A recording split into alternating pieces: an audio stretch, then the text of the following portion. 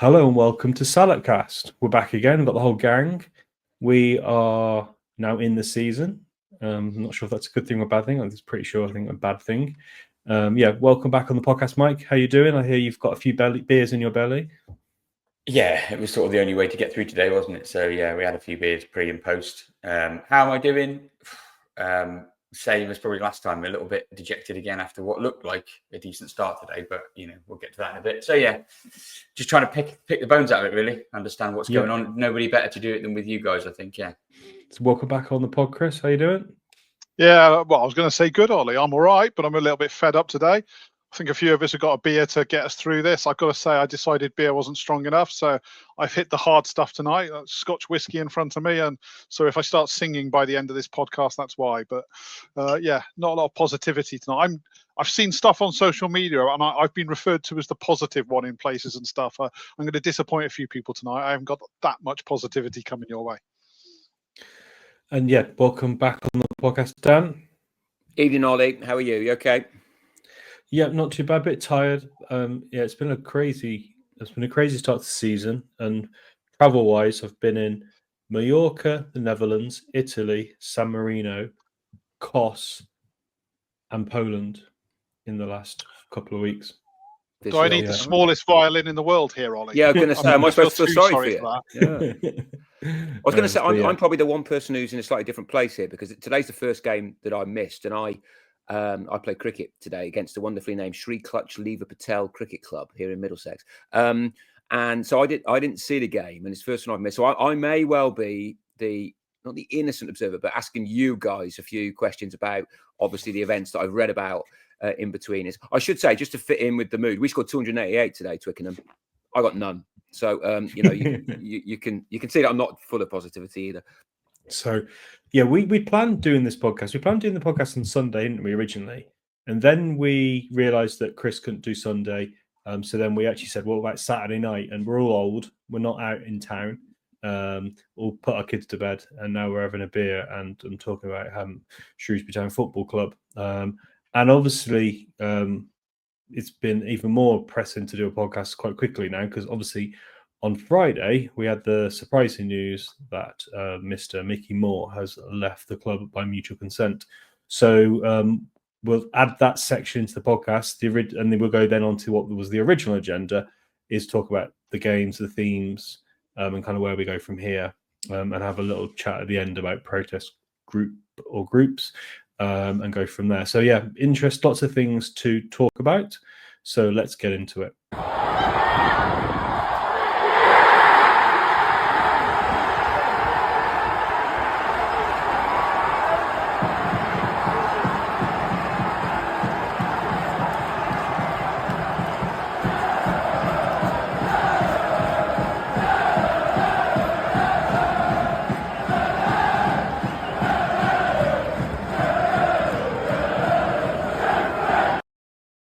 So on Friday, there was a lot of messages going around. Quite early on in the morning, I got a message that rumor that Mickey Moore was leaving the club.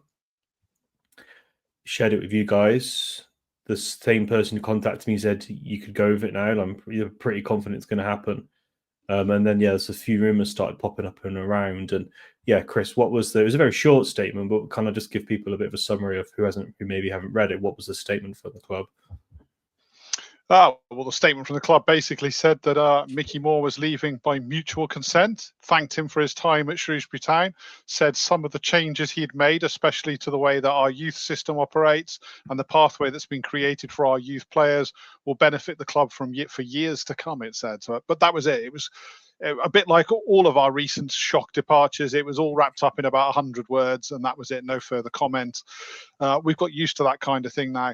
You get the feeling there's more to this than meets the eye. Mutual consent is one of those phrases that can cover a multitude of sins.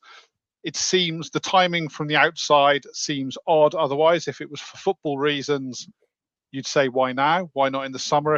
Why give him the entire transfer window and then boot him out with 2 weeks to go? So I suspect there's more to it than meets the eye. And probably we're best to leave that there to an extent in terms of speculating on that. I don't think it benefits any of us to speculate on things that we don't know about. But I think most fans wanted Mickey Moore gone. Mickey Moore has gone, and that's something that we can be grateful for. And it's probably the biggest positive that we'll cover this evening, because it's something that all of us, I think, had decided had to happen at some point. It's not happened for the reasons potentially that we thought it would, but whatever it is, we'll take it. Yeah. And Dan, what's your kind of like gut reaction? One, on reading Mutual, and then also what's your kind of gut reaction on Mickey Moore leaving?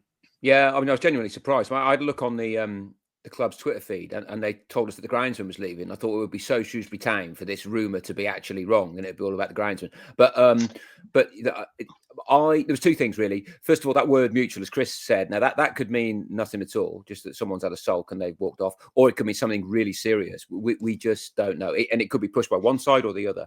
The one thing I think we do know is that things will change a little bit now that he's gone, and that's got to be good. It really has got to be good. I'm not sure it could be worse, because the state of the club, as an outsider looking in, looks pretty catastrophically bad. Now, I may be wrong, but the club's had a couple of years to prove me wrong, and I'm not seeing too much to say that assumption is incorrect. So I was quite pleased. I was, surprised, but I think, as Chris said, why would you get rid of your director of football after 4 weeks if it was just a footballing decision? I don't think you would. So there's other things going on, but the line has been drawn, and we have to move on. The bigger issue now, of course, is what does Appleton do? What do we do with, as Pooley said in the last pod, actually, the legacy issues that we've got to deal with, clearly haven't been dealt with. And those are the questions that I think should be occupying us now, if only because we ain't going to find anything else from the club. They ain't going to come out in a week and say, I tell you what, it was all about X. That ain't happening. So, it's thankfully about a future without Mickey Moore, and that's good. And Mike, what was your kind of gut reaction how did you first hear about it? I first heard about it off you when you texted, and then when it came out on the Twitter, It wasn't the primary school. Was it the primary? No. I mean, it's summer holidays. The primary school. Oh, of course it is. Yeah, shut down for 6 weeks. Silly me. Your main source is closed. Yeah, so it came out the blue, didn't it, a bit? But then, what you guys have alluded to, if it wasn't for footballing decisions, how much worse did the football have to get for it to be for footballing decisions? I think it's the right decision, but if it wasn't related to football, then I think we missed the trick anyway. And the other thing, the timing is really weird, because it's like we're giving him the maximum amount of time to do the most damage he could possibly do with our transfer window and our approach this year and our squad building. And then when it looks like we're really shit, okay, he's done the maximum amount of damage he can do, and then we ship him off. It's like Chris said, should have been done in the summer or even at the end of last season to give us the time to recover from it. But it feels like, I don't feel like it's going to change a huge amount, because the squad is there, the manager is in place. There is very little we can do to tinker around the edges on that. Now, tactically, we can do a bit here and there, but fundamentally, he's delivered this, what looks like a terrible squad, and then buggered off. Great. Yeah. Don't you get further down the road? Yeah. The timing is strange, and I think it's fair to say, I don't think the chairman has made any I don't think the timing is strange, but in the sense that it's clearly not about football. Oh, it's about something else. Yeah, it's got to be about something. Whatever's happened has happened. Yeah. And it just, for me, it's another one on the long list of poor decisions made by the club. I think we're going to a bit of debate in a moment about whether we need a director of football, but we brought him in at a weird time. For me, you should change your director of football months and months before a window, give him time to come in, bed in, and obviously he came in weeks after that until that Cottrell thing was done. Another mutual consent. Our lawyers the Shrewsbury Town lawyers must be kept busy with these statements and checking things out. And then you have, I just wanted to kind of say is something I mentioned when I was on BBC Shropshire yesterday, is this is not a fair test of the role for me, because of the timing of when he came in, and then also that we had the Paul Hurst period where he kind of lost the power or the reins of the role.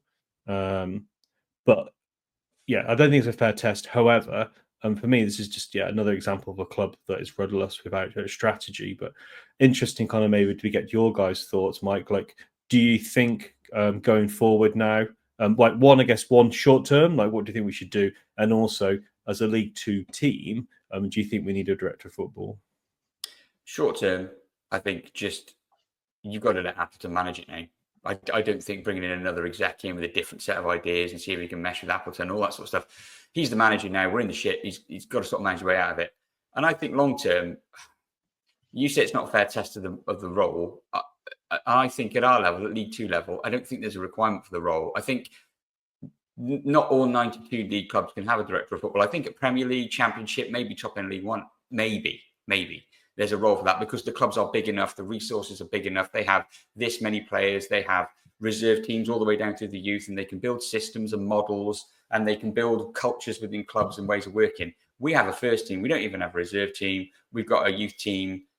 I don't think the club has the infrastructure required for a director of football. I think as you get bigger, you might need one, but I think you need a much more trimmed down, a much more effective and streamlined management structure, because we're essentially a small to medium-sized enterprise in football in terms. We're not big enough to require that sort of what would you say, sort of bureaucracy, I think, more than anything. I think it dilutes responsibility. I think it takes away autonomy from a manager who needs to be the manager of the club at our level, at our size. So I don't think we need it. I think it was Roland's folly, and it was always used as an excuse to get rid of Brian and Steve Cottrell and pretend that he was restructuring this football board and all that nonsense. I think it was a bit of a smokescreen for all of that, and it's just a legacy we've carried, really.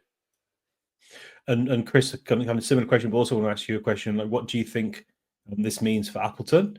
And then, so yeah, what I'd be interested to get your thoughts on Appleton. What does that mean for him? And then also, what's your view on like having a director of football as a League Two club? Well, the second one of those, I agree mostly with everything Mike's just said. I'm not convinced that we desperately need it. I can see the benefit to it, but I'm not sure we can afford it, frankly. I mean, I'd imagine Mickey Moore was on a big salary, probably a six-figure salary, and that's money that at a football club at our level can be invested potentially into the playing squad. Or if that doesn't happen, it's going to reduce, that £1.5 million deficit we've got, or whatever it is at the moment. So, for my money, I'm not convinced we need it.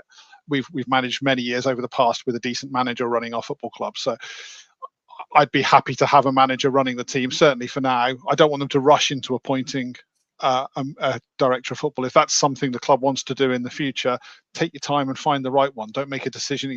Mickey Moore was approached without any kind of process. There wasn't any applications process. There might have been great people out there who wanted that job, but what actually happened was Roland Wycherley thought, I've heard of him, gave him a call and offered him the job. Yeah, and if we're going to go down that route, let's test the market properly and find if there's anybody good out there rather than rushing into it. And in the time being, trust the manager to do it. What does it mean for Michael Appleton now? So he's our head coach. Well, he now becomes our manager. I don't know if we'll get any confirmation of that, any kind of grand announcement over his title, but his role changes now, doesn't it, in terms of what he has to do? And his interview today after today's game did throw a couple of interesting hints into certainly how he sees things. He said it's a different person on the end of the telephone now. So that says that when he was asked about recruitment, so he was talking there about the fact that clearly Mickey Moore has led discussions with players. That will now be him. So presumably he gets to also lead on who he makes his phone calls to. It's not a case of Mickey Moore giving him a list of players anymore. I think we're going to go a lot more back to a man who's got contacts, using those contacts. And he talked about that on the radio today. He said he knows people in the game he can call, who he can trust, and people who will trust him to look after their players. So I'd imagine that that's one big shift we'll see. And the other one, I was slightly surprised at, to be honest. Stuart Dunn asked him about formations today in his post-match interview, and I don't know if people have listened to that. So at the open day I attended, he was asked about playing the back three, and he said, I've played that formation more times than people realize in my career. I'm not just a 4-3-3 man. I've done it. I know what I'm doing with a back three. I'm used to it. When he was asked the question today, he was back to, that's not a formation I've used very much in my managerial career. And he said to Stuart that changing formation was certainly something that he could consider, something that was on the table. We have to make changes to improve results, and that's one thing he might be able to consider doing. So maybe that, I'd never believed the idea that Mickey Moore was dictating our formation to Michael Appleton. He felt too senior a manager for me. I thought there's no way somebody like, I could see it with Matt Taylor. He was an inexperienced young head coach who was going to do what he was told. I didn't see that being the way Michael Appleton would have operated. I would imagine that if he was doing that, it was because he wanted to. And, he did stick with it today, to be fair. He didn't make any drastic change today. But at the same time, the hints in that interview were that could be something that's coming around the corner, and that surprised me. Pleases but then me in it a way. could be that we've lost 4 games. We haven't won in 4 games, and maybe so. It's interesting now, isn't it? Because everything, if we'd won today, it could have been because Mickey Moore's left. If we changed formation, it's because Mickey Moore's left. So I get what you're saying. I think there is a risk of kind of overemphasizing his exit. But it's interesting. It is interesting what he said. It's also interesting as well in the interview before the game. He said that, as Stuart Dunn asked him about the director of football role, and he said that he'd be talking to the club this week. So, this week, next week's the end of the transfer window. I think it's fair to say that nothing's going to happen in the short term. I did actually ask the club what the plan was, and they said they're going to take their time. So there's going to be no quick decision. As we've kind of, as Mike said, it's probably sensible to do. So the club said they're going to take their time before making any decisions going forward. And I suspect there'll be communication coming out at some point. One thing, maybe it's for later in the pod as well, Ollie, but I do want to say we're talking here about trusting Michael Appleton. It's not like me. I'm Mr. Positive on this podcast, as has been said. I'm not sure I do trust Michael Appleton. That's my statement. Well, it's interesting. We're getting to tactics a bit later on in the games. Yeah, we're getting to. I think that we did see a shift today, but we're getting to that a bit later. Maybe final comments on this section, Dan. What's your kind of view on this, on what's happened, and director of football going forward? Well, I almost think the question's irrelevant now because nothing's changing quickly. Yeah. We've got Michael Appleton, and then we've got the gap upstairs to the boardroom. So Michael Appleton's the man. I'm interested to hear more about Chris's reservations. I don't really. I keep going back to what Pooley said in the last pod, that there are so many legacy challenges. There are so many people in that dressing room who don't quite appear to be at the cutting edge of what it needs to be to win football matches as professional players. And that's going to take longer to put right than we had hoped, if indeed it is possible to put it right with half of the players that we've got. So I think now it is at least clear that Appleton does what Appleton wants. I as an advocate of the 3-5-2, I don't get it. As an advocate of it, we could take one of those centre-halves out and you wouldn't notice any difference whatsoever. Just put them in the middle of the pitch.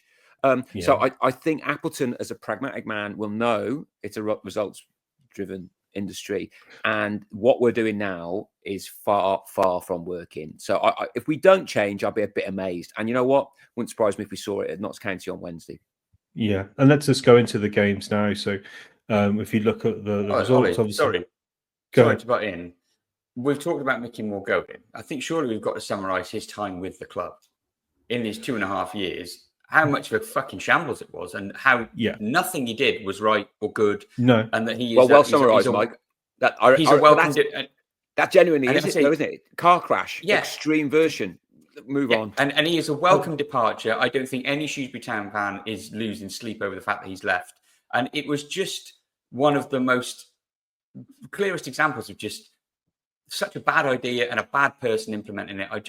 I couldn't believe how badly he's done. And you look back at all of that time and he got nothing right. You look at the Max Mata sign and things like that. You look at some of the statements he's made. He signed Morgan Feeney. Yes. He signed Morgan Feeney. It was one of his first signings. And where is he now? In non-league. Yeah. He's starting to play in League One. And he's not like he's 30 now. He's still in the mid-20s. Yeah, but him saying, you'll know our identity after a season. Oh, maybe next season. Oh, you'll see it after the summer. And never really getting. He changed his tune. Whatever he changed his tune. He blew with the wind. He blew with the wind, and he changed his tune. When me and Chris went to the Roland meeting, I was talking to him, and he was trying to claim, take claim for the Herney's sale. Okay, fantastic. You sold one of our youth players, and think of any there's probably the best signing he made was Taylor Perry. Probably the best signing he's made. I'm not saying it was a good signing. That's the best. Yeah. And then the fact that he spent 100,000 euros on Max Mata. And I do feel sorry for Max Mata, but he's among there with the worst pound for pound signings in our recent history. Absolutely terrible. When we didn't have money, he spent it on Max Mata, and it was a failure. And it's been an absolute car crash. And I think my 2 pennies on it. I think that 6-figure wage can be much better spent on the first team squad. And I think for a Shrewsbury Town, which is rudderless as a club, lacking leadership, lacking strategy, I think simplicity is key.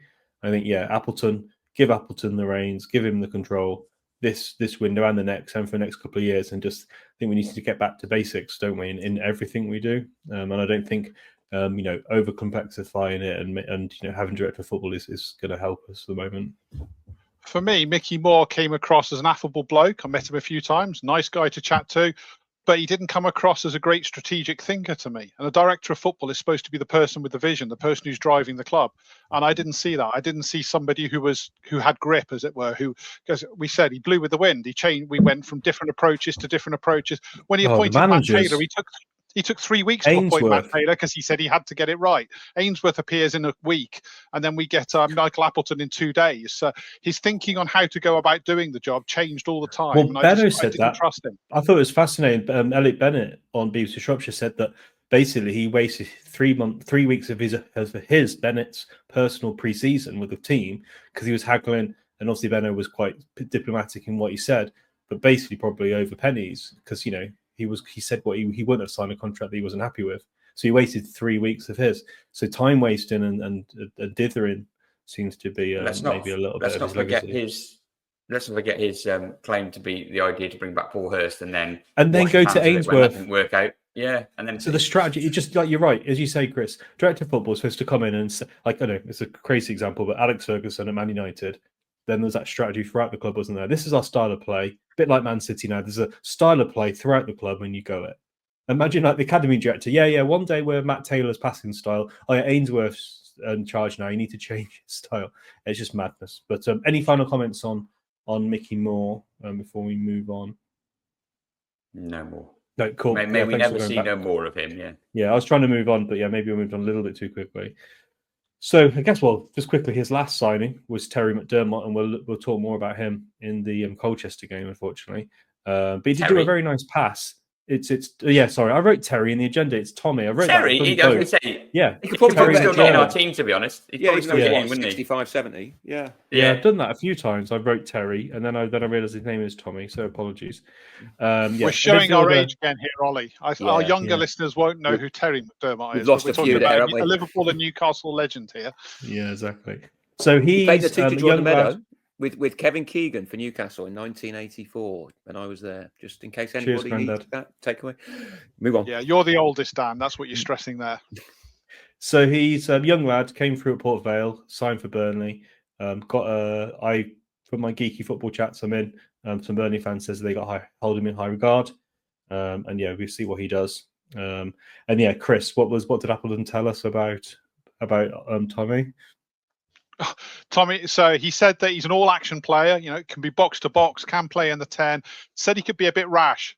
Basically said he likes to tackle, can be a bit rash, and that's something we'll have to work in him on to, control himself. Well, he got his full debut today, and we saw that sadly he hasn't yet learned how to control himself because a red card on your full debut. I feel for the kid. It's not what he wanted, and he was just starting to come into the game today as well. I don't want to go into too much detail because we're still to do the games, but I saw something from him. He looked the most likely to get us back into the match today, and then he gets his marching orders. So I feel sorry for him, but I'm not going to lay the boot in on him because, crikey, I'm going to forgive a 20-year-old kid for a mistake like that more than I am for a senior pro getting himself sent off at Tranmere, which we'll also come to in a bit. Yeah. So the games, we've had 2 home games, 2 away games, 1 in the League Cup. So we've had 3 defeats and 1 draw. We scored 1 goal and we conceded 9. So 9-1 on aggregate against us. And the one was a fluke. Let's just be honest. Yeah, exactly. Yeah, it is. Yeah. No, he hit it. Yeah, it's completely not a fluke. Bromley, I thought there was a few little positives in that game. I thought, defensively, I thought we looked a little bit better. I was being glass half full in terms of maybe we could build on this. And then we went to Tranmere. Chris, you were at Tranmere. How did you feel as you left the Wirral? Can I put an add-on to that? For what go ahead. I watched it obviously as I was, my team were batting here in Middlesex, and I felt worse watching that than more or less anything that I saw last year. I felt it was cataclysmically bad. Yeah. And I'm intrigued to know what the atmosphere on the terraces was like, because I cannot believe anybody was saying, "Don't worry, it's early season, we're all fine." But what was the angle without using naughty words? Family podcast. What was the terraces saying? So the atmosphere in the stadium was really good at the start. Obviously we'd had the 0-0 draw to start the season. Wasn't brilliant, but everyone had turned up en masse at Tranmere, only an hour up the road, as it were. Good atmosphere. Well over 1,000 Shrewsbury fans in the away end. Lots of young lads at the back with their drum making some noise. Good atmosphere. Flare set off at the beginning, blue smoke everywhere. I know people criticise these things and you shouldn't do it, but I'll be honest, it does make a good atmosphere. It was good fun. The atmosphere was brilliant. We were all up for it. And it took about 10 minutes of watching the game to leave us all flat as pancakes. It was just, straight from the start, Tranmere were all over us. We were giving the ball away, this ridiculous passing at the back, which we just cannot do. We couldn't get out of our own. He talks about playing through the thirds. We couldn't get out of the first third because time and time again, we'd play 5 or 6 passes and then there'd be a mistake and we're still in that first third. So Tranmere were on us. They had a guy who was on the edge of the box, and as he waited for Tom Anderson to take the goal kicks, because it's always Tom Anderson, he was ready to sprint and he'd close in. The ball would go to Savin, and by the time Savin's kicking it, the Tranmere striker's like 3 inches from his boot, and Savin's just not equipped for it, and he's making mistakes. And I don't even want to lay into Savin because it's not just Savin. In that game, Anderson's passing was all over the place. Nurse was all over the place. And we're in 25 minutes and we're 2-0 down, and we deserve to be 2-0 down. And the atmosphere was flat as anything. We did make a go of it for 10 minutes in the second half. We got 3 changes at half time. That was, Appleton reacting. We saw a reaction. He brought Taylor Perry on, and Taylor Perry was the difference maker. I've got to say, for 10 minutes, it's 10 minutes for God's sake, but for 10 minutes, he looked the part. He was driving us forward. Tom Sang as well. Those 2 in midfield were making a difference. Lloyd came on as well. I've got less positive to say about his contribution in that game, but those 2 did well. And we were causing a bit of pressure. Perry had a shot from distance. Keeper tips it over the bar. Couple of corners, we're putting pressure on, and then just as you think, okay, there's hope, we get a goal and it's game on. Because 2-0, they always say, don't they, 2-0's a dodgy lead. You get 1 goal and suddenly it's a different game. And there was plenty of time. I felt that we were starting to make a case, and then Will Boyle manages to get 2 yellow cards in the space of 60 seconds, and the game's that's killed the game for us. First one, I thought the first one was slightly harsh. It was a foul for sure, but I did think the yellow was slightly harsh. But then, having got that yellow card, he goes up the other end and puts an elbow into the face of their player. Now, whether that was a mistake or not, I don't know. The fact is, you got to be careful when you're on a yellow card, and certainly, 30 seconds after getting the yellow card. And I like Will Boyle. He'd been our best defender up to that point, the one making the fewest mistakes. So I don't want to lay the boot into him too much, because I think over the season he'll prove to be an important player for us. But it was stupid. It was utterly stupid, and it cost us the game. And from that point, we were gone, and Tranmere ran riot, and we had nothing. And the atmosphere, Dan, you asked me about the atmosphere. Sorry, the last 20 minutes, lots and lots of chants about Roland Wycherley get out of our club. And the interesting thing it was Roland Wycherley that they were chanting about. Quite often last season, it was Mickey Moore get out of our club. And bear in mind, at Tranmere, Mickey Moore's still our director of football, and none of us had any idea that anything was going on. So, but the attention was turning to the chairman. I thought that was interesting. There was a lot of noise about him. And it just got worse as the mistakes kept coming. They had a winger, Omari Patrick, scored a decent goal, to be fair, although part of that was because we backed off and gave him space to run into. Is he the one that should really be in the England team, actually, given the performance we let him put in? Because he looked phenomenal, didn't he? But he was the kind of player, we've had players like that in the past, a player who runs with the ball, and yes, he'll make mistakes, but it was fun to watch. That was, we had Sean Wally. There's a reason Sean Wally spent most of his time in the lower leagues, but we loved him. We loved players. Yeah, and in the past, we've had others, Sam Aston, players like that, Lionel Ainsworth, Mark Wright, players who'll run with the ball and give you a reason to be excited. And that's what Omari Patrick did for Tranmere that day. He gave those fans reasons to be excited, and he did a great job. And yeah, I'm sure he's limited. There's a reason he's playing for Tranmere Rovers and he's not playing, in the Premier League, but it was fun, and we have no fun. I think I put something on social media that night that we were football by numbers. It was just so boring to watch. We're football by numbers, and we're bad at it. We're making mistakes at the back, giving the ball away, and it was just a shockingly painful thing to watch. And it was just to broaden this out, Chris. Yeah. I mean, I'm not surprised to it. Yeah, if ever I asked a leading question, it was that. But I wasn't there and you were, so I wanted to wait. But I did think when I was watching the European Super Cup final the other day, I watched about 20 minutes of it. Seriously, I didn't really expect to be watching any of it, but I thought of us, because suddenly Tottenham, you know, very, very sort of fundamentalist under Ange Postecoglou, were playing long balls. Now, they weren't trying to be Wimbledon in the 1980s, but there'd clearly been a reset under Thomas Frank that we can't fart about at the back and end up finishing 16th in the league and losing loads of football games. We've got to do better. So they became a lot more direct. And I wonder if Appleton would watch a game like that and think the same thing. This Tottenham side, they don't look to me to be that much better than the Tottenham side last year, but and they won today, didn't they? I see. But the point is, they've had a reset in terms of how they approach the game. And this farting about at the back, Tottenham used to do it, and they're not really doing it anymore. Surely, and we didn't do it today. Yeah, and we're Shrewsbury Town, not Tottenham Hotspur, by the way. Exactly. No. Yeah, and we went in. So I think Tranmere probably they didn't press us. It was a bit frustrating, disappointing that it took Tranmere like 90 minutes of our games and two games, to figure us out. That doesn't bode well. We've been figured out that quickly, and we're our own worst enemy. I will add in defence of Appleton is that we weren't playing it out from the back today. Now, we did play the ball around the back three when we had possession, but a lot of the times Harrison's were kicking it long, and also quite a lot of the times today also we also bypassed the midfield as well. So we're not saying we've gone from Pep Guardiola to Gareth Ainsworth football, but for me we were more pragmatic, Mike. I thought today. Well, I'd say probably Tranmere and Grimsby. We did it in all three of those. And Grimsby was. The frustrating thing about the Grimsby game, I didn't see the Tranmere game, but I was on holiday, but I read all the messages you guys sent, watched the highlights and stuff, and it was all there plain as day, this player from the back stuff. And then I turned on the Grimsby thing and I thought, well, surely there's a change of approach coming now because that clearly didn't work. And it was exactly the same as Chris described. It was that instead of Anderson, it was Toto knocking the ball to Harrison instead of Savin. But the net result was the same. We were losing it in that first third and it was coming straight back like the tide. It was alarming that Appleton hadn't learnt his lesson. And then when it wasn't working again from the start, we didn't switch it up.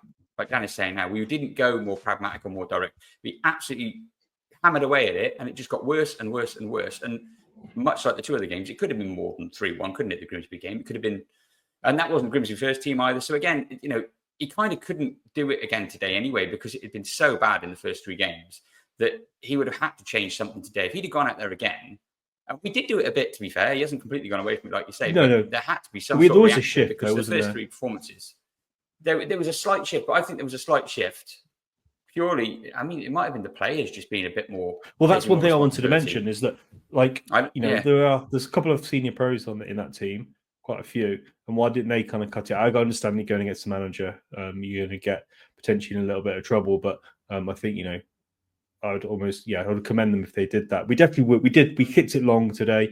We passed the ball around the back line when we were free, and I thought we had time, and we were a bit more pragmatic, and we bypassed the midfield. So we were trying to play through the lines before, but today we kind of did go more direct. And while obviously Grimsby was terrible, first half wasn't too bad in relation to the other games. I'm not saying it was good. I think one of the changes two of the changes that made a difference was Kluklas out on the left meant that we could give the ball to the left-hand side of the pitch, because if you're giving it to Benning, you've been losing it. If you've been giving it to Nurse, you've been losing it. So Kluklas being out there gave us another half of the pitch to play in, and actually meant that we could retain the ball and switch it back across. And then he was good first half. Yeah, I thought he did well in that left wing back. I mean, the second half, everything was shit. The first half, he did a good job out there, and he helped balance us a bit better than we've had with the left wing backs. And then McDermott in the middle was a brilliant link through. He will take the ball facing his own goal, and he'll turn and he'll go towards the other goal. So he is that lovely transition player who can move the ball from back to front. And they were two of the differerences in how we could play a bit more. I thought Perry did okay today as well. He got on the ball, put pressure on. There's a few times where we lacked it all last season. Like I joked on Twitter, like it's nice to see a left wing back who can actually tackle. And he actually won the ball. There was one really good tack where Klukas won the ball, and then we went forward with McDermott, and then Marcus got the ball, skinned his striker, and got in the box. And if that had been, let's say, at Benin, we would never have got out of our own box. We'd have kicked it long, probably going for a throw-in or something. So I'm not saying, we've got to look for some positives, but there was some there. If the plan is now to play Klukas at left wing back, which fixes that problem. I think because Kluklas was brought into play. Let's talk about Benin. So one of Mickey Moore's greatest signings, Mal Benin, bless his cotton socks, couldn't play today because he kicked a corner flag, got injured. They move Yeah. quickly. So, Squad bags. They're elusive things. I know they move all the time. Generous. And I think maybe they were being sensible as well with Nurse, who hasn't been too bad. And he's Hasn't coming been back too bad. He's been bloody awful, Ollie. He's been rubbish. As a big Nurse fan, I've got to say he's not been great. Apart from his long throw, he's been. But I think basically I was trying to say is I don't think it's really necessarily performance rated why he wasn't playing. Yeah. Maybe it was, but I think also you don't want to over put too much strain on him. I had a question actually about this playing the ball a bit longer. I'm quite interested with this because I heard from a number of people that Klukas had a decent first half and it gave us another angle, which is like really positive. When we are playing long though, I do worry about holding that ball. I mean, where are we playing? Well, that's the problem. We weren't holding it up. If it's Marcus or it's Lloyd, you ain't going to get much. But we won some second balls, and it's taken us a long time to say that. So with McDermott and Perry and Lloyd and to fair also Marquis, we were hunting impacts to try and get that second ball. So Marcus had a better game then? A few times Marcus. I'm not saying he played great, almost the same as Nurse. Well, 6 out of 10 levels. But he did hold the ball up a few times. We did a nice little chip, and Perry did this wonderful bit of control. He went forward, and we were better going forward. Our XG was still less than 1, which is terrible. So we weren't very effective going forward. But trying to go ahead. I was going to say, if you spend a whole game or the majority of the game kicking the ball at John Marquis, he's going to control it 2 or 3 times. But it's the 13, 14, 15 other times that he doesn't, and we just give the ball away, that creates the problem. So, there were times when Marquis brought it down and laid it off. There were times when Perry, we hunted impacts. I don't think we did hunt impacts. I think our press is disorganized. It's individuals or it's pairs that get picked off very, very quickly. But if you do it for 90 minutes, you are going to catch it every now and again. But we don't do it consistently enough. We don't do it regularly enough for it to be effective. So you can take isolated incidents where the thing they're trying to do works. But if 80% of the time it's not working, then it isn't really very good. And that's what I saw today. I saw sometimes when things sort of clicked, but it's the exception, not the rule. And that's the problem, is that most of what we try to do just doesn't work. Which is basically, I was going to use this tweet I did on Tuesday, at half time. I said, this team isn't a team. It's less than some of its parts. We're utterly abject in all aspects of the game. So while we're kind of fishing for some positives here today against Colchester, we have a fundamental confidence problem. And then when we conceded today, oh my God, it was just like everything just collapsed. Like we did, like, I guess the only thing we did was that counter attack, which McDermott got sent off. Mike, we did absolutely nothing today, did we? When we conceded, and you could feel, and I don't think you even say it was the fans' fault. Like the players just gave it hope, and I think the only way we're going to turn this around is we need to score early, or we need to get a goal first, and like we never score. So no. It's funny you should say that about the fans, because given all the pre-match talk was rumbling around demonstrations and shows of open dissatisfaction, the fans actually backed the team today until they conceded. So the players had the backing, they were able to play, there was no pressure. And when we conceded, I mean, the fundamentals stopped. They stopped running. And you could see, like you said, all the confidence, all the energy, all the belief drained out of them, because they know that they can't score a goal. So as soon as we concede, but it goes back to that comment when Appleton took over last year.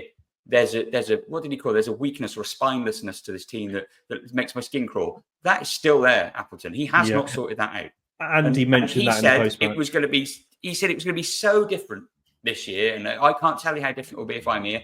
It's exactly the same, and that's a problem. Well, for me, and he's mentioned this twice now. He's mentioned about we need to get players out the door.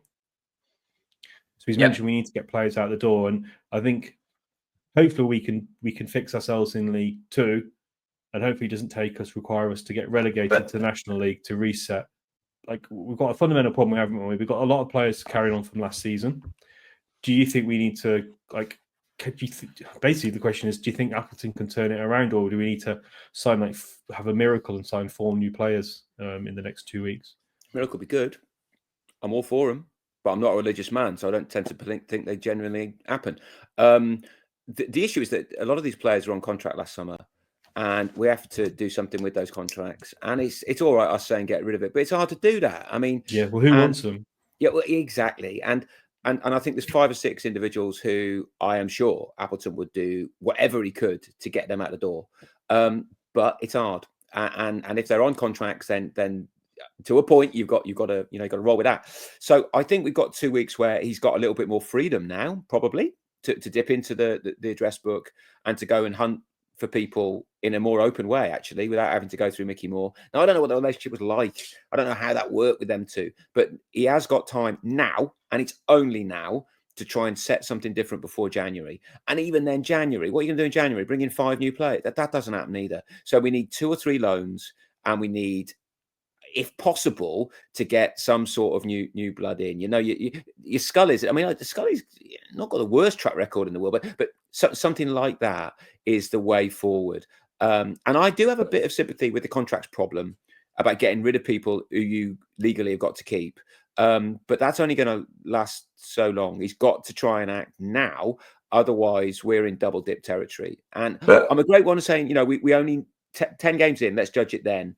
Let's really try and keep to that. But if we're going to be 10 games in, then that 2-week period's gone.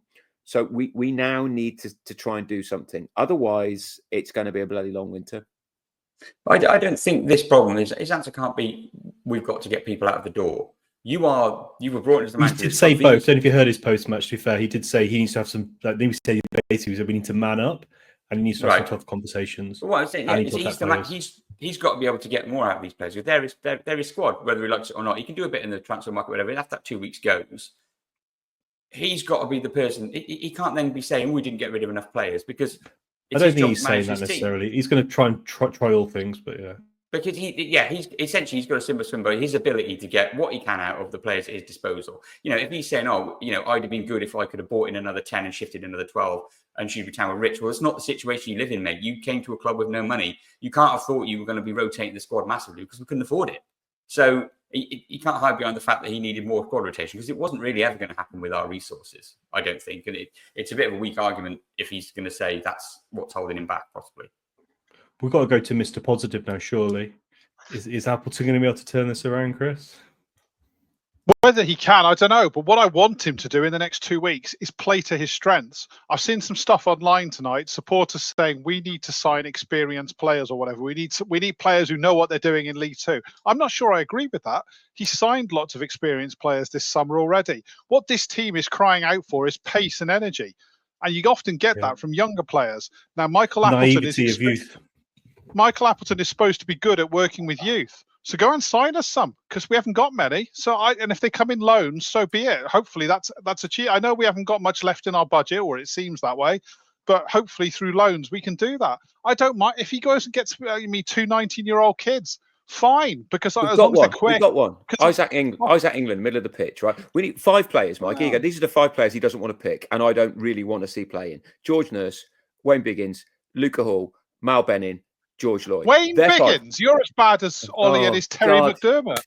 Wayne Biggins. I nearly said Steve Biggins. Yeah, Harrison Biggins. Yeah, that's the one. Well, at least he's related to him. But those are my 5 that he wants to get rid of them. I'm pretty sure all 5 of those he would. He doesn't feel that the ticker's really there. But we have got one, Isaac England. Get him in the side because he's got youthful energy. He's 17 though. I don't care. I know what you're saying. I know what you're saying, and I'd love it. I'd absolutely love it, because we haven't had a youth player since Bloxham. Or Gilead. I don't know. I haven't seen enough of England to answer that question. Yeah, exactly. But I just worry. Yeah, to give him I've seen enough of Gilead to answer that question. I saw enough of his cameo today. It was one of the worst cameo appearances, substitute appearances I've ever seen. He must have given the ball away every time he had it today. He ran into trouble. When he got into that box, I think I shouted down your kid's ears. Like, he basically got into the box, Dan. And we actually looked like we maybe could create a chance. And I'd have him at right wing back because we got nobody else. Well, all he had to do was just do a straight pass across the box, and he spooned it, and it curved out of the box towards our own. Nearly went up for throwing. Yeah, it was so bad. It was. I will say our 20-year-old loan, Tommy McDermott, looked our most likely player to create something today, and he's a kid. Man of the match today. So what? Who cares? He's a kid. Yeah. Play him, and once he serves his suspension, he'll be straight back in. And I hope we have at least a couple more like him by then, because that's what we need. But quicker. Sign a wing back on loan. I don't care whether it's left or right. So if he's going to play a 3-5-2, sign a wing back. If he's going to switch to 4-3-3, then sign a bloody winger. But make it somebody who's got some pace. Yeah, I'd much rather us go 4 at the back. Huel is okay at fullback. We need a left back. We can't have Mr. Corner Flag and Nurse as our left wing backs all season. Like, just not good enough. Like, not good enough. I feel for Mal Benning. He's a bloke who's given his whole for us, but right now he doesn't look good enough, does he anymore? His first year in Shrewsbury. His first year in Shrewsbury Town, you're right. But his first year was good, and that's why he got a 2-year contract. Well, first half he's not good enough. First half, first 6 months, and then he went off, and everybody was Mal Benning this. That he's not been really good enough after his first 6 months with us. I don't want to lay the boot into it because I think he's a bloke doing his best. I agree he's not. I agree he's not up for it. I hope we get him out, but I hope we get him out to somebody who'll play him. And if that's in the National League, so be it. Go and play for Eastleigh. Go and join Aaron Pierre. Fine. Chris, he's not making a skin crawl. He's not in that group. He's trying hard. He's just not very good. I think, and that's that's an important differential for me. That's why I think Benning. I try to defend him going forward, but one thing he is not doing is running away from the challenge. If you put me on that field, I'll try hard, but I ain't gonna be very good, and I don't think you like me. Just trying hard. Again, it's bare basics. Lack of ability, lack of ability to pass the ball to your player, lack of ability to control the ball and keep it in play. I can't watch that, and I've got no. I just feel sorry for him. The kick in the corner flag. Even his manager was laughing at it. If you watched the pre-match interview for the last game. No. But we haven't got time for. Cause let's be honest, we're in a death spiral. No, we are. We can't just. We're not a charity. I think we're getting worse. You think about that we had the Matt Taylor season, and we were rubbish. But we survived. Then last season we got relegated, and now we started just as bad as or maybe as we said, Tranmere, maybe even worse. And we are in this absolute. Like, if we were a tree, you'd cut it down and just kill it off. Like, we are that bad. We are absolutely fucking dire. And sentimentality has gone. Like, we are in real shit. And at this moment in time, like, I don't even see us scoring 46 goals, let alone getting 46 fucking points. We are absolutely fucking dire. And if you think about like the attacking, throughness in the attack.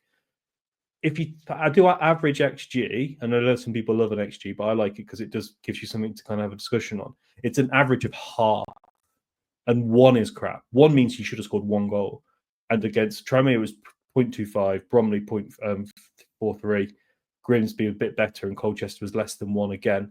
And yes, but we've conceded 9. We conceded 9 goals in 4 games and scored 1. So we need an absolute transformation going forward, and I'm bricking it. Like I said, 17th in my prediction pod, and if we get 17th this season, I'd be absolutely flabbergasted at the moment because we couldn't work ourselves out of a paper bag at the moment. We're that bad. Yeah, it's the whole maxim of give it 10 games before you make a decision. I'm on the verge of making a decision already. And I'm not usually one to jump to conclusions. I would always give it 10 games, but it feels almost unwinnable. It feels like the squad is so bad, and the vibe around the club is so poor that if we are just hoping that there are 2 worse teams than us in this league, and there is a good chance of that because there is some dross at the bottom end. The fact we're not bottom already is amazing. The fact that there are 3 worse teams, 4 worse teams, or whatever it is in the league at the moment, I find astonishing. So. That's what's going to save us. I don't think there's going to be a massive Phoenix-like turnaround from this squad of players as is now. We're going to start scoring goals and we're going to start cleaning clean sheets. Where can you see it coming from? I cannot see it. I can't see anything in those 4 games that we've had. Bear in mind, I missed 1, but that was the worst one. That gives me any hope to grab onto, really. Yeah, it's. I'll give you one. We got a much better goalkeeper. We have got a much better goalkeeper. And one thing I did see today is an upgrade on Savin. So that is something. I was going to, in the first half against Colchester today, we actually saw a central defender actually win a one-on-one battle. But then sadly in the second half, one of the central defenders lost a one-on-one battle, and then the striker was straight in. Can I ask another question? How was Flanagan for Colchester? It was really funny actually. If you say that, actually, with 2% in attack, he didn't have that much to do. There was a few pantomime moments of him and Marcus. We don't really know. I was always a bit of a fan of Flanagan. He won the toss and turned us around. It was that classic thing of the ex-Shrewsbury player makes us go the other way. I tell you what he did do though. He pinged one of his Hollywood crossfield balls and it actually went to his player and he kept it in play rather than the ones he used to pay for us. We used to pump it into the Roland Wychley stand. So he's always been working on those crossfielders. It was a lovely pass. That's kind of the only thing I remember him doing, to be honest. But he's got something, and I wouldn't mind having him now. But then again, you know, you got to move on, and you. Appleton has won 1 in 12 league games. That's sacking form if you don't take into account the end of last season. Yeah. Do 13 we actually. sack? 13. Do we need to sack? Do we need to change manager? Let's call him manager now. I see no point in that whatsoever. No, I totally agree with you, but it's going to come soon, isn't it? And people were mentioning it on BBC Shropshire already. People were mentioning it like after the Tranmere game as well, and I understand why people are angry. It feels like a quick fix.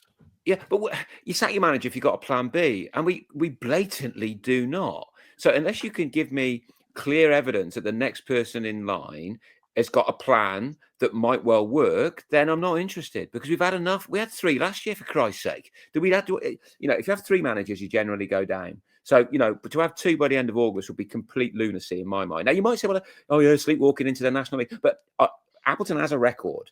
And Appleton has only really got to grips with this at the start of this year. Therefore, whilst I'm as unhappy as the next man, I see no logic in just chucking everyone overboard again. I may get that out there, guys. Yeah. But I may be wrong on this, but you say Appleton's got a record, but wasn't his last real sort of success the best part of 10 years ago? And wasn't it only really at clubs that had lots of money to spend? Neither of which, it's not recent, and it's not the Lincoln model that he's managing that now. Yeah, I think at the time they were. Oxford were in League Two. Oxford were in League Two, so I think Mike's right there. Lincoln, maybe not say, but yeah. What's your thoughts, Chris? I'm worried. I'll be honest. I'm worried about Michael Appleton, and I'm not the kind of person who's reactionary and calls for managers to be sacked or anything like that. I hope that's come across before in the way I do these things. I'm worried. He had 9 games at the end of last season. He's had 4 this season. So that's actually 13 games in charge of Shrewsbury, and he's won 1.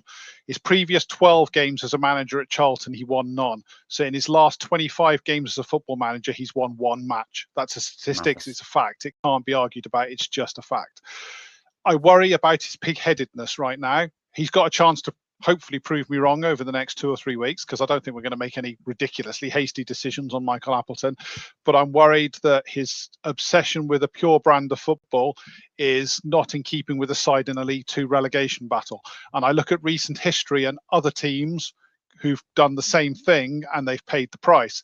Carlisle United last year were obsessed with playing a brand of football, and they appointed Mike Williamson to play that brand of football for them, and he couldn't do it.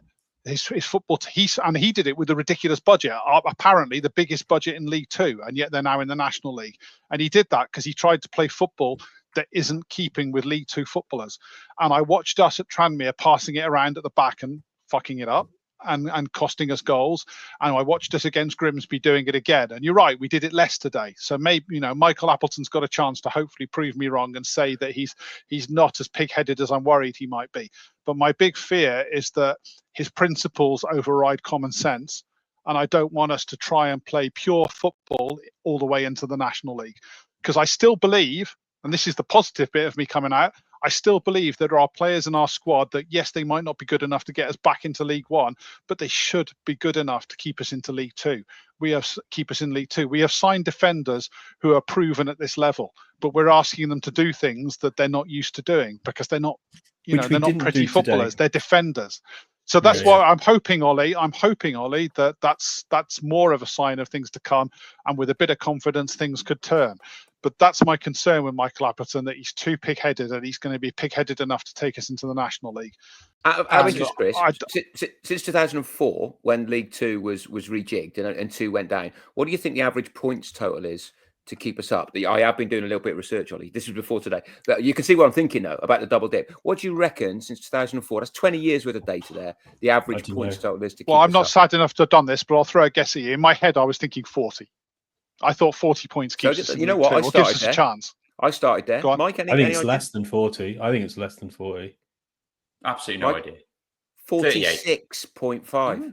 How many? Have 46.5. Well, Michael Appleton doesn't get 46 unless he changes the way we play. This reminded me of Ollie's 46 goals point, but I'm just thinking that's more than I thought. Now, it doesn't mean that we need 46 this year. Some years it's lower, some years it's higher, but that's a lot more than I feel. I thought the target. It might be 30. And I don't want to be long ball. I'm not calling for long ball football. I admire the principle of trying to play better football, but we've gone from trying to be Wimbledon in the 1980s to trying to be Manchester City now. And there's a whole spectrum in between that. And I'd like to see a little bit more evolution rather than revolution. And that doesn't mean you have to pass it around at the back when you can't do it. I mean, there were signs in the first half today that we were passing the football, and it was nice to watch, and that's great. I want more of that. But we also rarely had a goal threat. And in the second half, we had 0 goal threat. We're not going to win football matches if we don't score goals, and we're 0 from 3. And yeah, I have my concerns with Michael Appleton, and that comes from, Mr. Positive. So people who listen to this podcast and say I'm far too positive, you can all moan that I'm a big whinger tonight because I'm concerned. I don't agree. And there's a laundry list of managers who tried to be a sort of pale imitation of Guardiola. Like, Russell Martin, he tried it and he couldn't do it with Premier League quality footballers who cost millions of pounds. Okay, they're up against high quality opposition, but they technically should be able to do that sort of thing, and they couldn't do it. So it's laughable you think you can do it in League Two. And Gillingham have tried it in League Two in the last few years, and they keep finishing 19th. And now they've gone for Ainsworth, who ironically is 15 games unbeaten as manager. But people used to moan about Steve Cottrell's style of football. I'd watch that week in, week out compared to this shit. I can't watch us pissing about with it and not coughing up goals every week. I'd rather watch. We just need to start winning games, and that's of course you were right. We were £3 million in debt when we did that. It's an important point. Do it again then. Do it and again. Let's not forget, we did win. She was boring. Let's all not pretend this doesn't roll back to someone needing to sell the club. There you go. But we can't come on to that, I'm sure. We can't spend that sort of money. We didn't have that money to spend in the first place. So, I mean, I get it, but I don't get it. We've had this conversation a million times. Like, that's the cost of doing business in League One. That's what it costs to be good. And if we're not going to spend it, then we're going to be shit. End off. And sort of the funding of the football club isn't really my concern. The person who runs it should be able to fund it to the level that we need it to be, that this club should be at. The fact that we haven't got any money shouldn't mean that we throw all the principles out and just play this weird brand of football with crap players because that's what we've got. No, we should aspire to more. Well, because we can aspire to more, but we can't go bankrupt though. That's not a decent business. No, but you can also get lots of other investment in. We've done this to death. There are other ways of funding a football club than sitting there with your thumb up your arse and saying, pretending to sell it. Frankly, we need to talk about the chairman, don't we? Because let's be honest, like there's only way there's going to be a change. And to Mike's point there, we've had really wealthy people be on the board and they've all left. So Greenhouse, Morris, all these different names over the years, and none of them can stay around and stick around. And there was chance today of Roland sell the club. And let's be honest, we're only going to make progress. We're only going to change, for me, the direction of the club. The chairman's decision or his ability to make a good decision seems to has declined significantly. And I have huge. We're only going to get out of this. Look at the football now. As Mike was what Mike was basically saying is that I think the average team in League Two now loses £5 million. It's the average. Sadly, we need new owners to invest. Clubs can be successful without making huge investments, but we need new ownership, and I don't see it happening soon. And obviously, we have seen some like protest groups pop up at the moment. But yeah, I don't know if anyone who wants to go first on what their view is of the kind of the recent protest group that has been formed in inverted commas on Twitter. It seems a little bit in its infancy, let's say. There's not a lot of clarity about who they are or what they're up to. I mean, the intention is what everybody wants, to sell the club. I suppose they're drawing attention to that, but they haven't really become a banner to rally around because they had an opportunity today to do a protest. Nothing was organised. I mean, they had a week to do it. You could have just said, everybody outside the front of the club, 2:30, bring a banner. That's all the organisation you need, really, isn't it? I suppose that didn't happen. And then within the ground, there was no, until we conceded, which people boo at anyway, there was no concerted anti-Roland chanting. There was no, I saw one banner, which was a bedsheet in the south stand. I didn't see any other posters or anything that people were supposed to have made. So it didn't really seem to get off to a good start. Now, like I said, the intent of the group, I'm broadly in line with. I think everyone agrees with that. Changing the ownership of the club, and I think should happen quickly. And I think Roland's run his course. But I think this sort of group needs to be a bit more transparent with who they are, how they're going to achieve their objectives, and just it can't just be bring a banner and shout, because you might have 50 angry people, but if 10 of them are spread across the south stand and there's 4 in the west stand, there's 5 in the east stand and a couple in the south, you're not going to make any noise. It's not going to make any difference. So you've got to band together somewhere if you're going to do something like that. So yeah, no, I'd agree. It's this. Their intention. It appears that they want to put pressure on Roland to sell the club. But for me, there doesn't seem to be any kind of strategy. Doesn't seem to be any kind of tactics of how they're going to achieve that. It seems, but it might evolve. Rushed. It may evolve. It might evolve, but that's exactly It seems a bit rushed.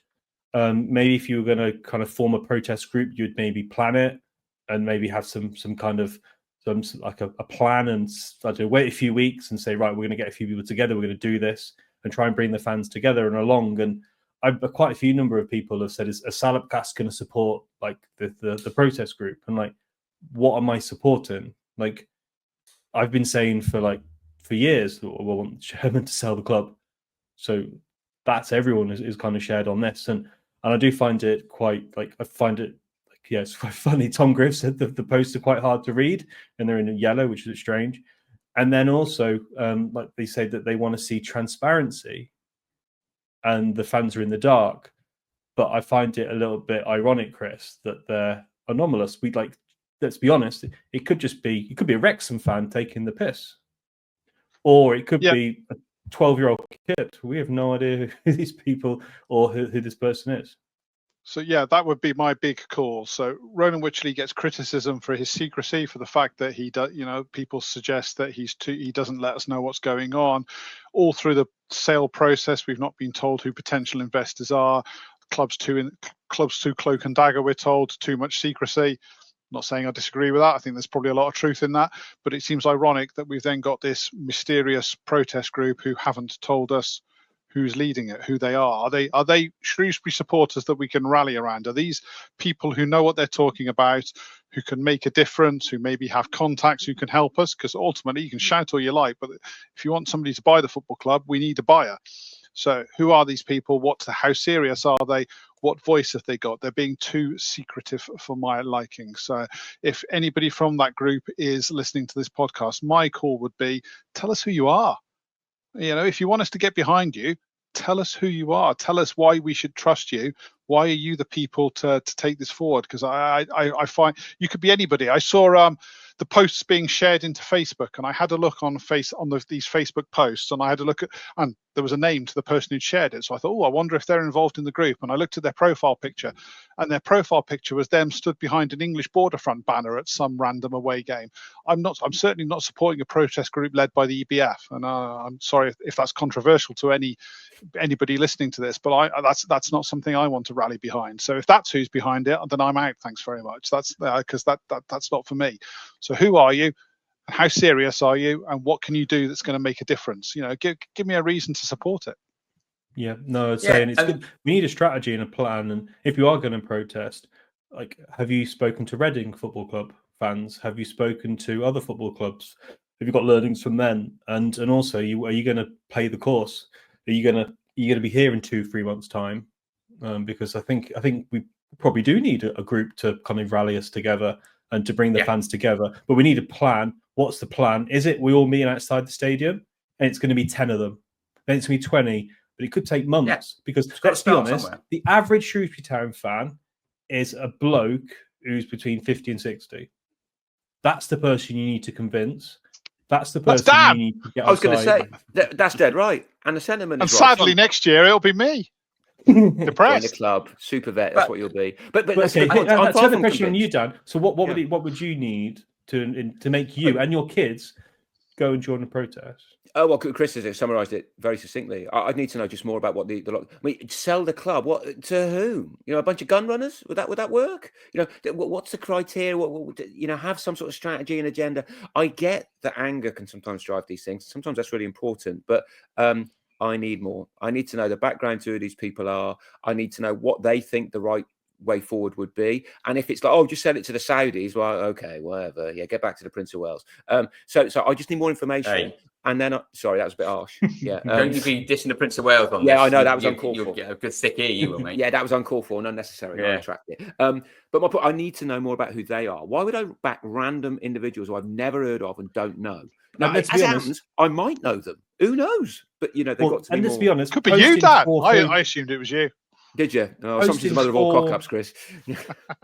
Posting 4 images on Twitter is not a protest group, but maybe they got good intent, and maybe in a year's time we'll be saying they're the guys that kind of led this and did bring all the fans together. So they have an opportunity to do something. Let's see what happens.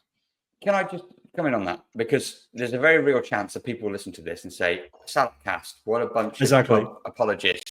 Shutting down dissenting voices. They're not getting behind the cause. We're not shutting down anyone, Mike. We're not shutting them down. We ain't cancelling. We don't have the ability to do it. I think the point is we quite like a cause to get behind, but there has to be a cause. It can't just be 4 pictures. But what I have seen on the internet, which has been probably quite personal to me, is I've seen a lot of people saying, oh my God, this is exactly what we need. Yes. Glyn would be all over this. Glyn would have been this, that, and the other with this group.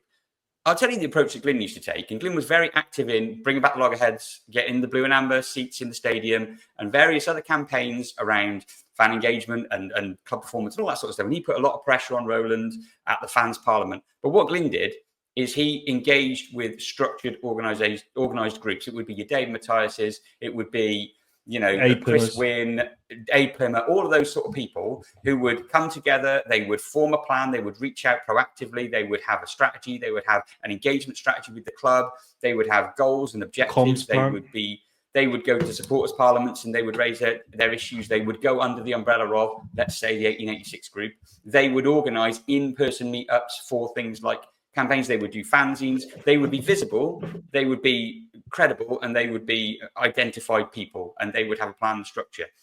So Glyn would probably have an interest in this, but from my experience of what Glyn used to do, which I do not do, I would never interest in all that sort of stuff, is that he would have a much more structured and objective-led approach, I suppose it would be.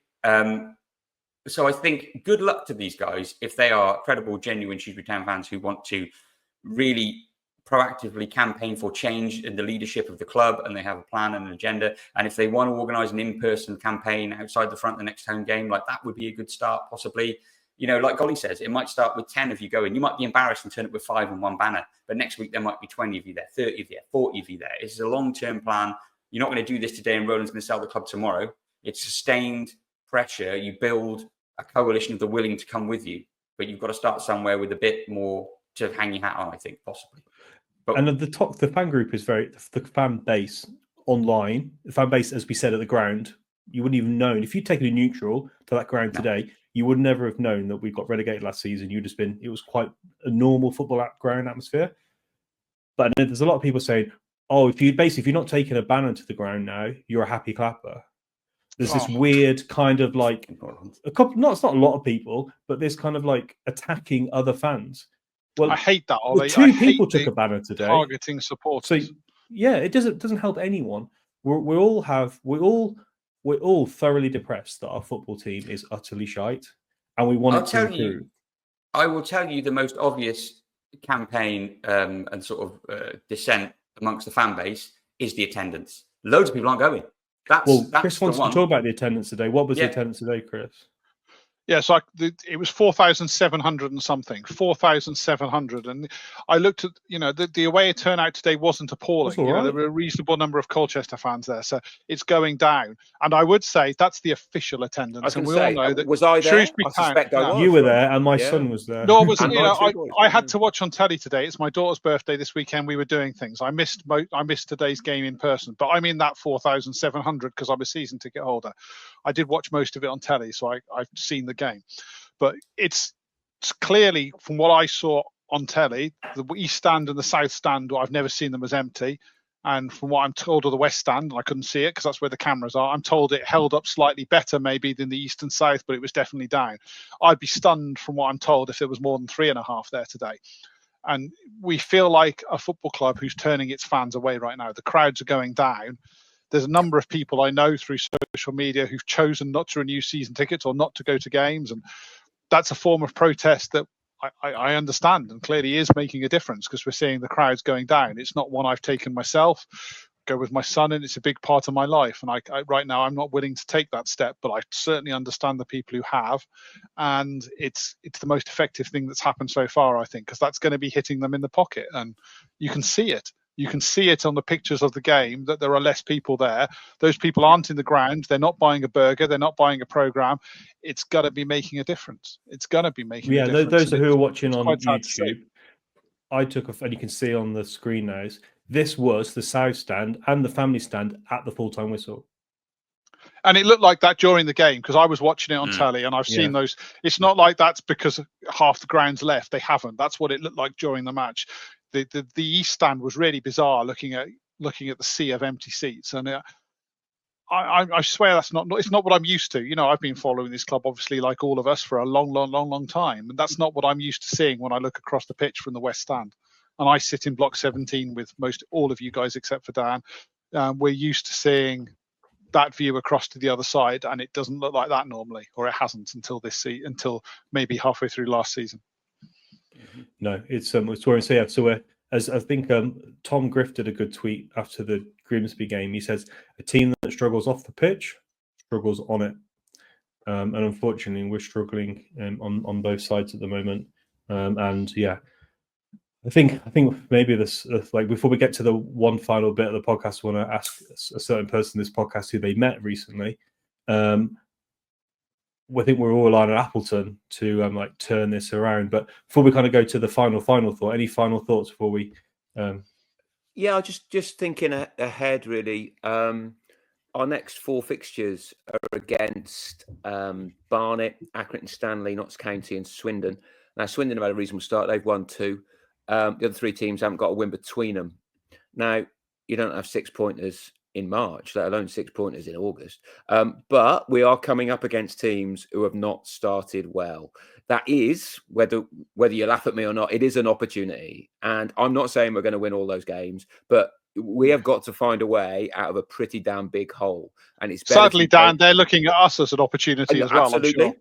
Absolutely, but what I would say is that it's better to be playing those sides than it is MK Dons at the moment because they're clearly playing quite well. So I'm just flagging that if I were Michael Appleton, I'd be saying, right, they've all been pretty shit as well. So we have got to find a way of working out the way that they play, what they do, and I'm sure he's got guys working on that, and then trying to find something that can be better than that. Now, so I'll be there on Wednesday at Notts County. We're looking forward to it. Process rather than outcome. It's a school holidays, trip away, staying overnight, all that good stuff. But we've got to find some answers now. Otherwise, if after the next 4 games we're still on 0 wins, then I think that alarm bell can be rung as loudly as you like, Ollie. Yeah. And coming back to yourself, Dan. Yeah. Who did you meet last week? Yeah, I had a rendezvous in a motorway services, which is not something that you'd normally want to talk to people about. I guess, you should be careful what we're talking about. And you like services as well. You're a big fan. Oh yeah, I've got a list of services that are good, bad, and ugly, and this is a constant topic of conversation at Huff Towers. But I was coming back from the Bromley game, and we stopped at Warwick Services, which is one of the better ones on the circuit. If anyone wants to know more, just DM Warwick's me. Pretty good. Yeah, no Harrogate. Harrogate. Let's move on. This could get really messy if we start doing this. So I was there and Gloucester. Move on. Yeah. Come on. Let me tell the story. And so we got off. Obviously, got out the car. Stan and Vince are in there. My boys are in their Shrewsbury Town shirts, obviously. And we walk into the Starbucks, and who's behind us in the queue? But the manager of Gillingham. Oh no! Coming back from Barrow. Did you boo him? Now Gareth Ainsworth may well listen, who knows? But I would like to think that I'm not, at least all the time, a weapons grade dick, right? So I would very much like to have said to him a load of stuff about, follow the skirt, did you, when it arrived from Gillingham? Got a bit of wedge to spend. Is that what? But that's not what you do in the queue for Starbucks, because I'm actually a reasonably rational human being. So just sort of, he sort of town kits. I felt afterwards he had no idea whether I was going to turn around and call him a wanker, right? So I could imagine if he was a bit standoffish, but as soon as he realised that the kids were still looking at him like, it's Gareth Ainsworth, it's Gareth Ainsworth. And of course, he's pretty distinctive. So I just thought, we had a chat with him in the queue. And I just said, Boyle, you wanted to sign him? He said, yeah, he'll come good. He's a good player. We wanted him. Yeah, he's a good player, but he's, for various reasons, he opted to go to Shrewsbury, and he's a good sign. I said then, from Chris, I remember Chris saying, pace, Garrett. He's got no pace. Don't worry about that. Don't worry, he's a defender. He can defend. He'll be fine. He's a good signing. He'll be fine. And his line was that ultimately, the club has no money, and he felt that the promises that were made to him were never going to be achievable. But it was a civilized conversation between civilized individuals, including 2 9-year-olds. So, you don't get too heavy. But it was quite interesting just to chat to him. And of course, Gillingham have started quite well. That was day 1 of the season, but they've done well in the last 10, 15 games. And it was quite just a bit left field to be chatting to him as we were, queuing for our Americanos at Warwick Services. Did you call him a wanker on the way out? I thought about it. No. But I didn't. Missed opportunity. Missed opportunity. Yeah, but I don't think I know what his favourite services are now, I guess. So, maybe I can time my service stops again to align with his, because he's going to Wokingham. I guess that's where he lives. So, not too far from where I am. One of his best mates in football is Rob Couig, isn't it? The owner of Reading, and their managers are already under massive pressure as well. So I'm still waiting for that to happen. Yeah. I'm waiting Got for him beat to today by bugger off Wimbledon, to didn't they? Reading, and I want to laugh at Gillingham when he goes. I really hope that happens. Yeah, but I have to say, I mean, you guys have met him all or seen him. He is, he was very affable. Once he realised I wasn't going to be a complete loon, which I guess must always be in the back of his mind, because football does have this ability to attract loons. Then it was quite, I would say it brightened up my journey home, but it was an interesting part of the journey home. And that M40 is pretty dull, Ollie, as you know. So I've done so many miles on that road; it's unbelievable. So interesting place there. I don't think anyone expected that to end the podcast. So thanks very much for that, Dan. No worries. Thanks very much for joining me, gents. As we do these days, we don't do podcasts every single week, so we'll probably be back in a few weeks. And you never know, maybe we'll have the chance to talk about a few goals and a win. So, let's see. I'm going to say we will have, after the next 4 games, Mike's already looking at me. If I don't say naught, he's just going to think I'm mentally insane. 0. We're going to have 4 points. That's my prediction. I'm not saying I'm happy. You're predicting 1 win and 3 defeats, or are you predicting 3 draws and a defeat? Oh, I'm going to say. What did I just? I said 4 points, didn't I? 4 points. We got 1 already. When we do no. As in we might not do next the next 12 games. Okay. So maybe we'll need to wait for Dan to get these 4 points to do the next podcast. So maybe it would be a Christmas special. Christmas, yeah. No, I'm thinking 1 win, 1 defeat, 2 draws. Yeah. No, I'm not. 1 win, 1 draw. Yeah, that's 5 points. 4 points. You lot shouldn't drink when you do a podcast. It's terrible for you. So thanks very much everyone for listening. Hope you enjoyed it. We'll be back again soon. Cheers, everyone. Cheers, Ollie.